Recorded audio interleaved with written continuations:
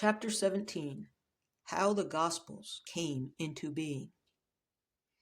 It was the presbyters of the 2nd, 3rd, and 4th centuries who developed the Christian texts, and the initial reaction of most non-church people who read their writings is usually one of bewilderment. Many people are unlikely to have studied the works of Justin Martyr, Irenaeus, or Tertullian, or any of the writings of the early presbyters for that matter. With good reason, as many are almost unreadable, and much of what they say is a hodgepodge of crude superstition, crudelty, and ignorance. By stripping away the naivety behind these writings, they become simply a series of curious passages full of the silliest superstitions. Dr. Konstantin Tischendorf said, "We must frankly admit that we have no source of information with respect to the life of Jesus Christ than the presbyters' writings." In spite of the known origins of its texts, the Church today insists on the validity of its writings, particularly the Gospels, citing them as evidence for the essence of its claim. When the facts are determined and examined, even casually, these claims prove unconvincing. Indeed, the Church for many centuries itself questioned the authenticity of the Gospels. The story of Miriam Harold's twin boys provided the answer to one of the great unknowns in Christian history. The origin of the first Gospel, the later Church took the position that the story of Jesus Christ was orally transmitted for decades and eventually written down. This theory does not explain how or why dozens of first-century chroniclers never mentioned Jesus Christ, the Christian religion, or any other person associated with the New Testament story, including the Virgin Mary and the Apostles. Church speculation suggested a primitive handbook was later composed, which subsequently became the primary source for the Gospel of Mark. Orthodox experts confirmed that the Gospel of Mark was the second in the 4 canonical Gospels, but the first of them in sequence of composition, and inevitably it set the standard for the later Gospels. Modern critical analysis showed the present canonical Gospels of Matthew and Luke were dependent upon the Mark Gospel and later derived from it. The Gospel of Mark was almost entirely duplicated in Matthew's Gospel, with 606 of the 661 verses appearing word for word in Matthew's Gospel. Likewise, 69% of Luke's language was derived verbatim from Mark's Gospel, while only 31 of Mark's verses are omitted from the text of both the Gospels of Matthew and Luke. The Gospel of John was independent of the synoptics, synoptic meaning similar in content. The entire Gospel being clearly recognizable and acknowledged as a later production. One thing the Church has made clear was that the Gospel of John was the last to have been compiled. The dependence on the Gospel of Mark writings is of fundamental importance to the interpretation of the Synoptic Gospels. With Mark being the original church writing, its importance cannot be rated too highly, even though many passages are quoted in an abridged and garbled form, however severely limited it is. This far from perfect and meager writings was, in its earliest form, the most important aspect of the Christian religion, for it was the oldest and purest text, and one that comes nearest to the real story. The Gospel of Mark, in the oldest existing New Testaments, started its story when the twins were about 30.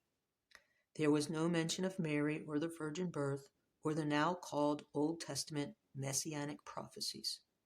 It omitted the words Son of God after Jesus' name, excluded a family tree tracing Jesus' bloodline back to King David, the now called messianic bloodline, and contained a different version of the events surrounding the raising of Lazarus. It also revealed an extraordinary omission later to become the central doctrine of the Christian faith: the resurrection appearance of Jesus Christ and his subsequent ascension into heaven. Yet this first church gospel was the very basis of the canonical gospels and forms the whole and only teachings and beliefs of the Christian religion. But who wrote it and why? The origin of the first gospel. Rabbi Jesus could not be tried and condemned to death unless there was some written record made of it by the rabbinic authorities. Such public acts had to be officially recorded upon Sanhedrin dockets under their constitution. Justin Martyr confirmed this policy. It was also a rabbinic requirement set down in the first century code of Jewish law, as it was the Sanhedrin elders themselves who pronounced the death sentence on Rabbi Jesus. Matthew 26:57. The head of the house of Justice Rabbi Hillel was personally responsible for completing the paperwork. The Sanhedrin was composed of two sections, one of 70 priests, the greater, and 24 priests in the other, the less. These two legislative bodies had jurisdiction over the entire Jewish commonwealth, and although possessed of great power, it was not absolute. The highest authority of the nation was the court of the elders, and it consisted of 12 men, the churchman being the high priest. It was the supreme judicial and ecclesiastical council of the Jews, and it conducted its affairs in a temple chamber called the Hall of Hewn Stone. The temple being the Temple of Jerusalem. Its decisions were absolute, and it was this court which eventually tried Rabbi Jesus. Its high priest and president at that time was Rabbi Hillel, and he was responsible for the origin of the Gospels of the New Testament. To record the actual trial proceedings of Rabbi Jesus, the Gospel of Mark 14:53 stated that scribes were assembled, suggesting there was some written record. The premise offered is that Rabbi Hillel's record of Rabbi Jesus' ministry and trial before the Sanhedrin was originally a major part of the document that eventually became the Gospel of Mark. The actual time Rabbi Hillel lived is a vital matter in the presentation of this argument. The Christian dictionaries documented his lifespan as 60 BC to 9 AD. A question mark indicating an actual unknown lifetime. However, dictionaries referenced from ancient Jewish sources more precisely record that he was born early in the 1st century and died circa 72 AD. The deliberate changes by the Church to its history make it not improbable to suggest that the unknown date of Rabbi Hillel's birth and death in Christian literature was a deliberate editorial adjustment to distance him from the major gospel events. Synagogal records stated he was born shortly after the time of Miriam Harold's twins and died circa 72. To clarify, author Norm Segal's extensive research on the subject published in Good News of the Kingdoms is referenced. Hillel the Elder was born into the house of Boethus in Babylon, present-day Iraq, about the time 75 BC, and died in 23 AD. He was the father of Rabbi Gamaliel Hillel, who was to become the president of the Sanhedrin in the 1st century. Rabbi Hillel fathered a son called Gamaliel of Jebneth, a town later called Jasminia, who was the grandson of Hillel the Elder. Later historians sometimes referred to Gamaliel of Jabneth, father, as Gamaliel the Elder. It was recorded in the Encyclopedia Judaica that Gamaliel of Jabneth fathered a son curiously named Jesus, who was appointed high priest of Jerusalem by King Agrippa II, 92 to 100 AD, in either 63 or 64. Some modern commentators have advanced the theory that the high priest Jesus, son of Rabbi Gamaliel of Jabneth, was the real Jesus. The birthplace of Rabbi Gamaliel of Jabneh is unknown. However, it was recorded he died of a great age in 115 A.D. This famous rabbi, at whose feet Paul learned the Torah, Acts 22:3, was one of the most important scholars of his generation, being responsible for the final version of the 18 benedictions. He conducted debates with Roman philosophers, the Essenes, and anybody interested in the law of Moses. That Rabbi Gamaliel's death is recorded as occurring in 115 provided a New Testament reference giving the appropriate dates of the lifetime of Paul. This biblical connection between Rabbi Gamaliel and Paul has for some reason been long overlooked by New Testament analysis. During their long association, could not Rabbi Gamaliel of Jabneh or his high priest's son Jesus have handed to Paul the official rabbinical records of Rabbi Jesus? But why? Paul at this time was the leader of the Nazarenes and was closely associated with the whole royal family of Rabbi Jesus. Marcellus of Britain. After the death of Paul, history recorded that the untitled rabbinic record of 10 letters were then in the possession of the son of an elderly noble Briton called Marcellus, who was born circa 96. This name subsequently developed into Marcus, or Marcion, and from the brief writings about him it appeared that he was a Druid at Tongres. Sometimes he was called Marcellus of Britain, and it was probable he was related to Rabbi Jesus Canubaline's family. He was part of the community of Trevaron in Wales. That was traditionally the place where Rabbi Jesus and his family spent a lot of time. Marcellus was one of those who exercised the chief influence in the development of the Celtic Church, and his family was closely associated with Prince Linus, the son of King Caradoc and grandson of Rabbi Jesus Canubalian. Prince Linus was the same person mentioned with all the brethren in the second letter to Timothy in the New Testament. Marcellus was married to Julia, and they had 2 sons, one of them also named Marcellus after his father. It was variously recorded that Marcellus died sometime between 164 and 168. In his work, he founded a belief system that spread rapidly throughout the Roman Empire and continued for more than 600 years after his death. How the 10 letters in Marcellus's possession had been recovered from the addresses was something that was never recorded. It was possible that they were never dispatched, supported by the fact that they were all in the possession of Marcellus. Marcellus said he wrote a prologue or introduction for each of the letters, which can be read in the New Testament today. According to early churchmen Tertullian, Irenaeus, and Clement, Marcellus was in Rome during 137-138 and orated his tales to those that would listen.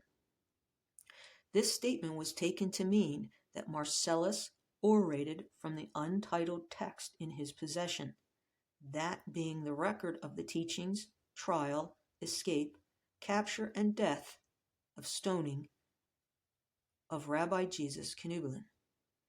Marcellus's influence must have been strong, as Saint Epiphanius, writing more than 2 centuries later, said the followers of Marcellus were to be found throughout the whole world.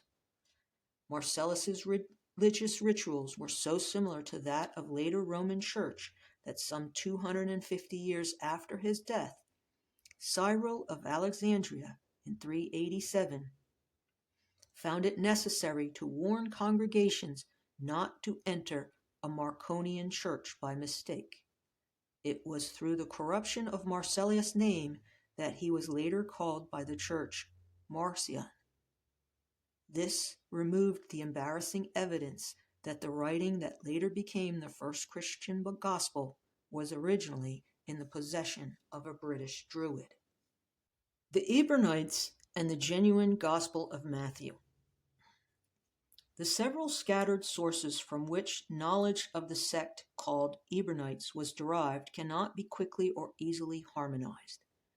They are probably best described as one of a group in the 2nd to 4th century community who constantly denied the divinity of the presbyters Jesus Christ. The Ebernites were mentioned in the writings of Justin Martyr, Irenaeus, Tertullian, Hippolytus, and Epiphanius of Salamis. The important thing was the 2nd century patristic mention of a rabbi called Ebron, or Abion, being the author of the Gospel to the Hebrews. Those who subsequently followed him and his Gospel came to be called Ebernites.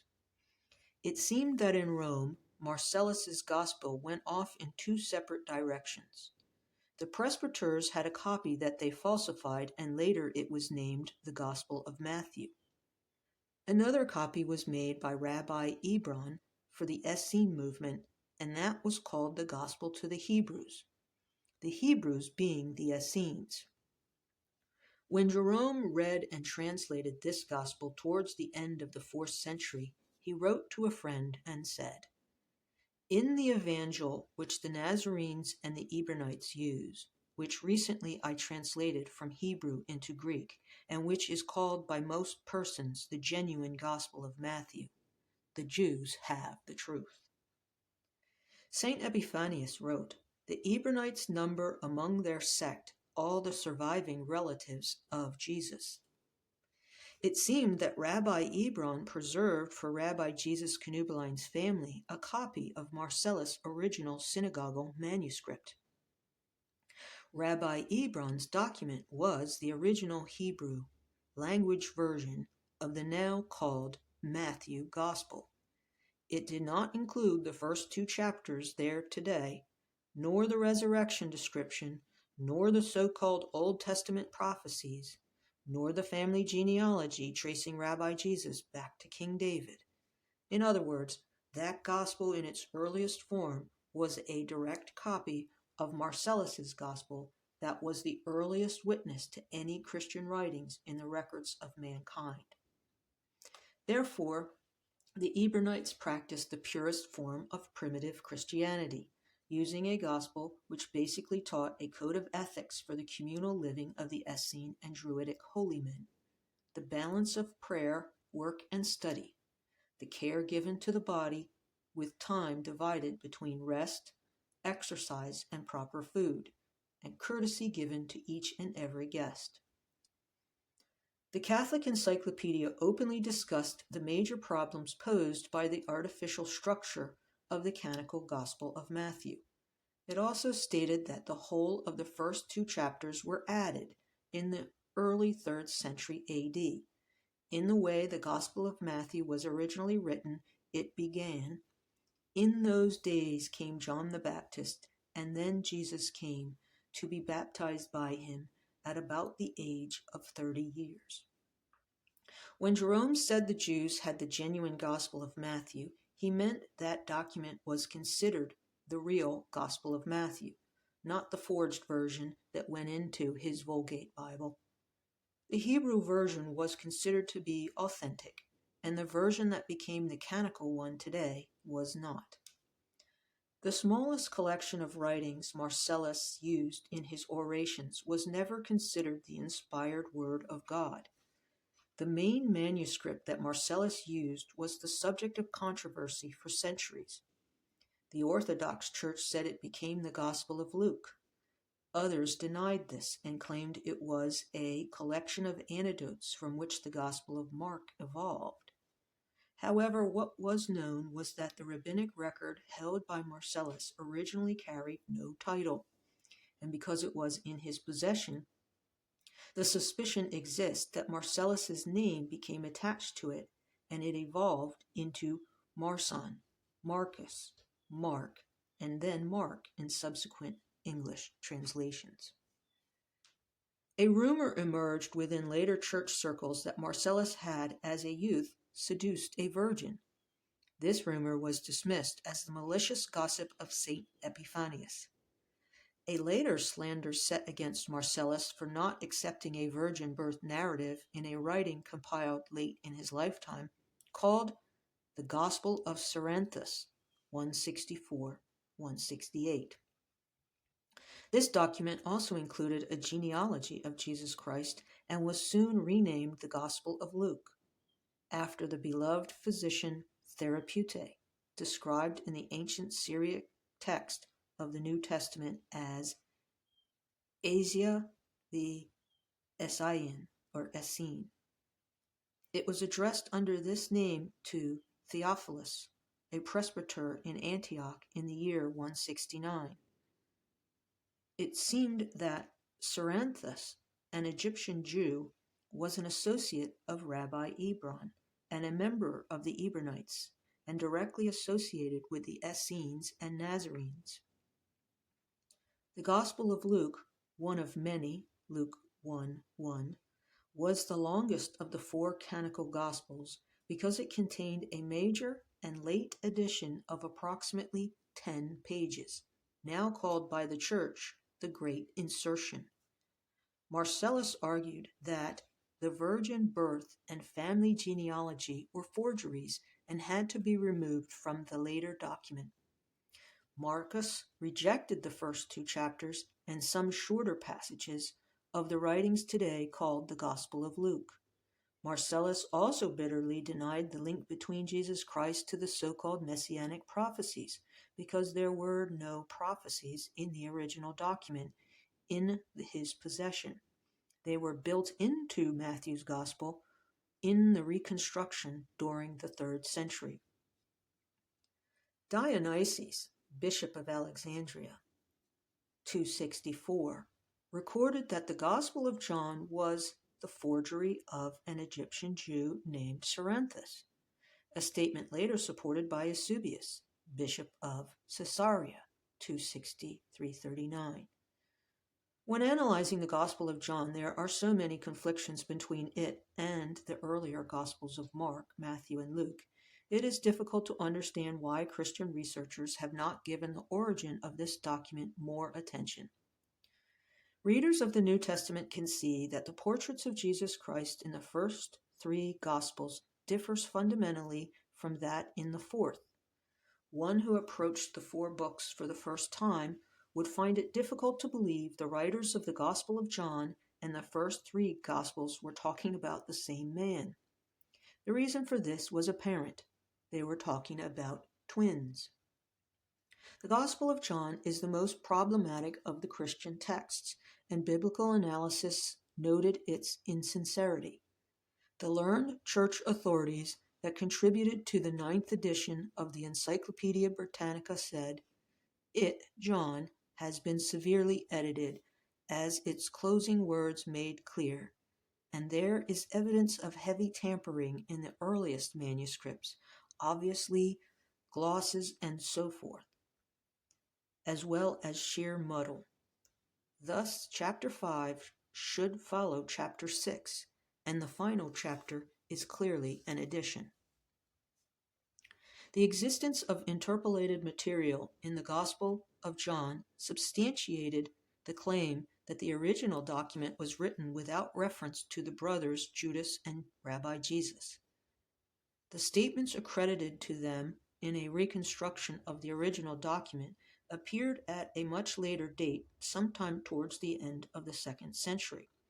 As remarkable as it may seem, even the Bishop of Rome, Callistus I, 217-222, knew of the pre-Christian existence of the substance of the writings to become called the Gospel of John.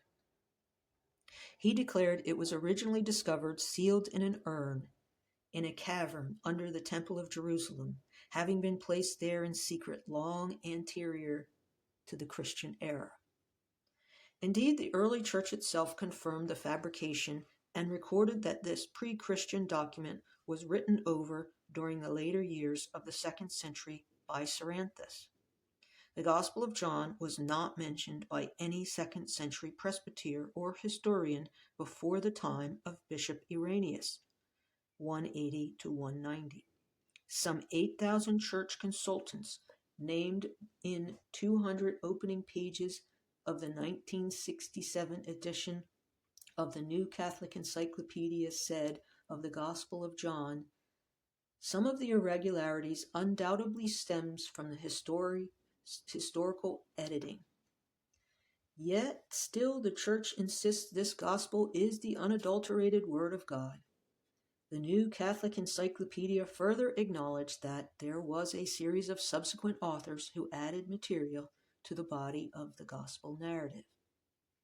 The fabricated nature of this Gospel and the embellishments it was known to have received makes it difficult to determine whether any narratives reflect a piece of tradition or not.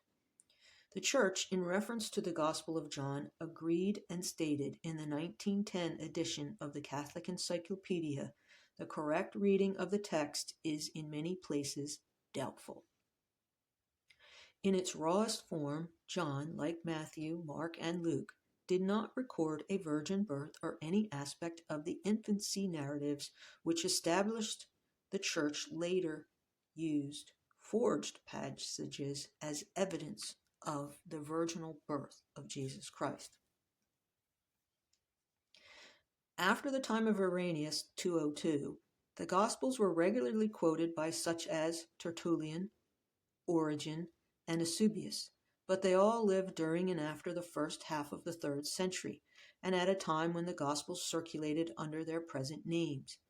However, the later presbyters knew less of the authorship of the text than we do today, for they had not the critical ability of this age, such as infrared light testing. Origen in 237, for example, said of the letter of Barnabas, "But who it was that wrote this letter, God only knows."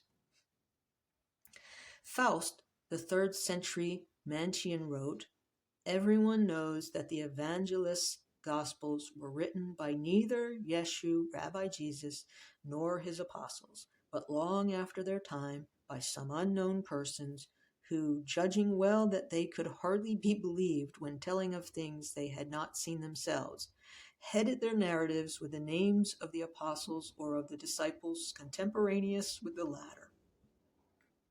The editors of the official Christian reference sources agreed and admitted that the titles of our Gospels were not intended to indicate their authorship.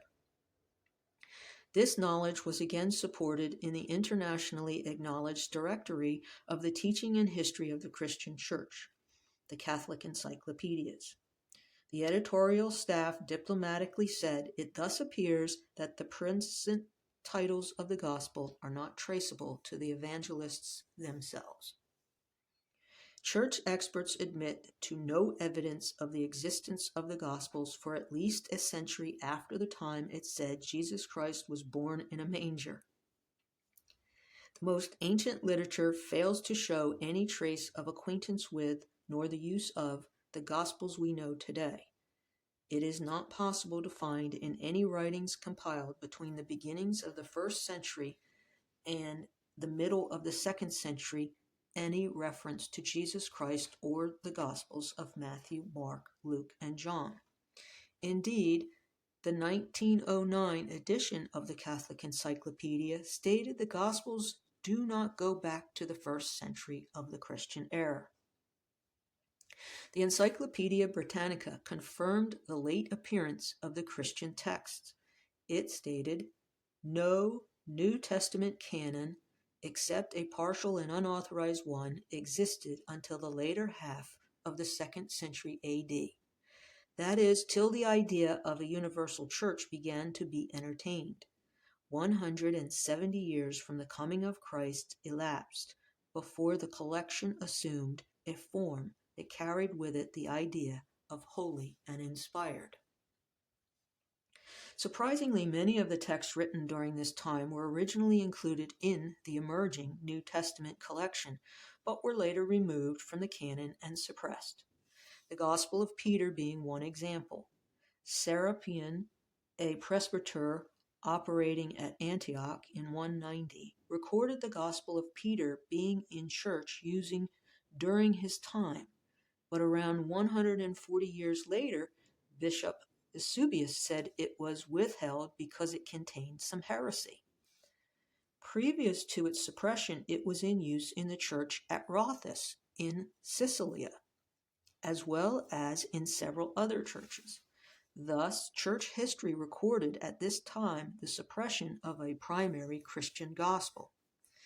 It was recorded Marcellus of Britain wrote a work called Contrasts in order to outline the differences between his earlier original document and later church writings. The whereabout of Contrasts is today unknown. In 374, St. Epiphanius restructured Marcellus's original gospel listing 118 passages where the later gospels differed from the original rabbinic manuscripts.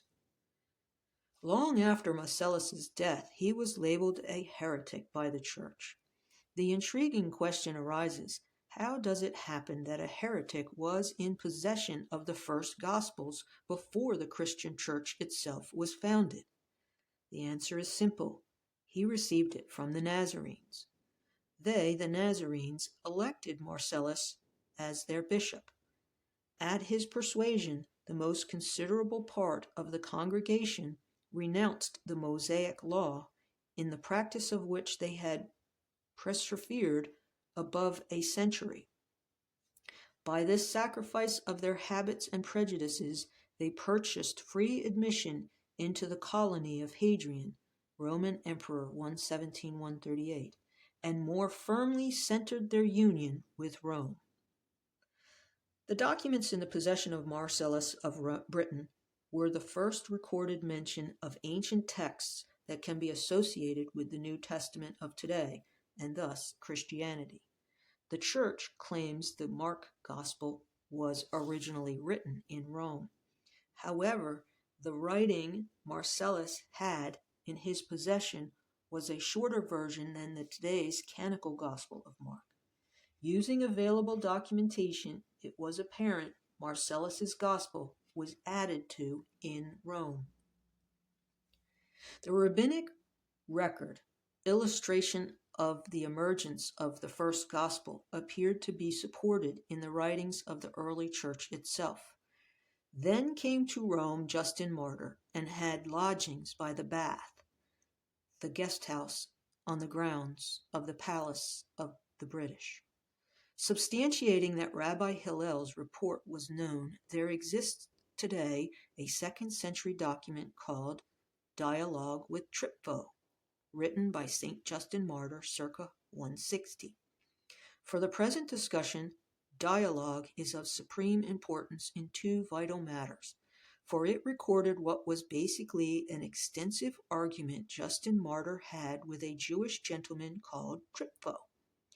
In this document, Trypho mentioned a groundless report, and also clearly and unequivocally stated the early church had invented Christ. In the famous Ante-Nicene library can be seen this passage, which reads, "But Christ, if he has indeed been born and exists anywhere, is unknown, and you, having accepted a groundless report, invented a Christo for yourself." It was highly likely that Trypho's reference to a groundless report was the official Sanhedrin report of Rabbi Jesus, compiled around 100 years earlier. The fact that Trypho accused St. Justin Martyr of inventing a Christo confirmed that the presbyters had already begun to develop stories for their own Christ. It was a curious New Testament fact that the 10 letters attached to Marcellus's rabbinic record never mentioned or supported any of the most important events recorded in the later Gospels about Jesus Christ's life. The vital omissions are extraordinary, and by comparing what the first Mark Gospel did not say with what the epistles did not say, the parallels are striking.